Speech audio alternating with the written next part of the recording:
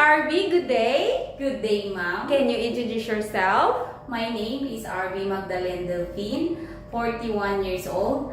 I am a single mother of 2 kids, ages 18 and 2 years old. Where do you live? I live in Barangay San Manuel, Tacurong City, Philippines. How many siblings do you have? I have 2 siblings, 1 brother and 1 sister. I am the second child. Okay. Please tell me about your educational background. I am undergraduate course of Computer Secretarial at SDI College. How would you describe yourself? I am honest, trustworthy, hardworking person, and God-fearing. Why do you want to work in Hong Kong? I want to work in Hong Kong to support my family financially and save money for my kids' future and their studies. Who will take care of your children when you go to Hong Kong? My parents will take good care of my children. Please tell me about your working experience. I have work experience here in Philippines to a married couple with 2 kids, 5 years old and 2 years old. My job duties are cooking, washing clothes, ironing, taking care of children, and cleaning the house. Okay. Did you finish all your contract? I finished my contract for 4 years. Okay. Are you willing to get up early in the morning and sleep late at night? Yes, ma'am. Are you willing to take care of healthy elderly person? Yes, ma'am. Are you willing to take care of children and newborn babies? Yes, ma'am. What will you do if the baby will cry? If the baby is crying, I check the diaper is dirty, I will change it. I will check the baby hungry, I will feed the baby. And also I will check the baby temperature. If the baby is sick, I will inform my employer immediately. And what will you do if the children are naughty and not listening to you?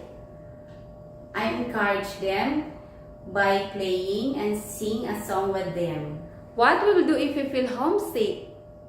I focus on my work and my employer's need. Do you have the focus to support husband, parents, family to go work abroad? Yes, ma'am. If you have family problem, would you go home or just send financial support? I will just send financial support, ma'am. Are you willing to share a room with the children, elderly, or other helpers? Yes, ma'am. Are you willing to work during your rest day and play as overtime? Yes, ma'am. Do you promise not to use a cell phone during working hours? Yes, ma'am. Do you promise not to loan from any bank in Hong Kong? Yes, ma'am. Please sing a nursery song. I have 2 hands, the left and the right. Hold them up high, so clean and bright. Clap them softly, 1, 2, 3. Clean little hands are good to see. Okay, do you know how to swim? No, ma'am. Do you smoke and drink alcohol beverage? No, ma'am. Are you scared of dogs and cats? No, ma'am. Do you have any tattoo? No, ma'am. Do you have food allergy? No, ma'am. Do you need to wear glasses while working? No need, ma'am. Are you willing to cut your hair short? Yes, ma'am. Do you have surgical operation and surgery sickness before?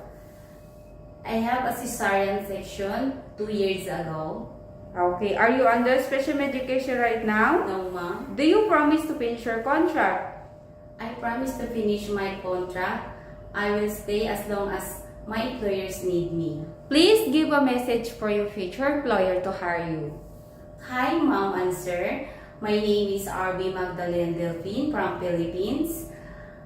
If you choose me as a housemaid, I promise to finish my contract. I follow all instructions. Hope to see you soon in Hong Kong. God bless. Thank you, mom and sir.